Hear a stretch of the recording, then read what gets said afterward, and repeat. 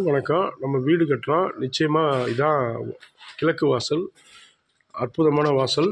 கிழக்கு வாசலில் ஹால் எடுத்த உடனே அப்புறம் வந்து பாருங்கள் கிச்சன். அதாவது இன்டர்நேஷ்னல் அளவே 8 அடி தான் கிச்சன். சூப்பரான கிச்சனு. இதுதான் ஆக்சுவலாக பூஜை ரூம். இங்கே பூஜை ரூமு. அதுக்கப்புறம் மாஸ்டர் பெட்ரூமு. இது வந்து காமன் டாய்லெட்டு.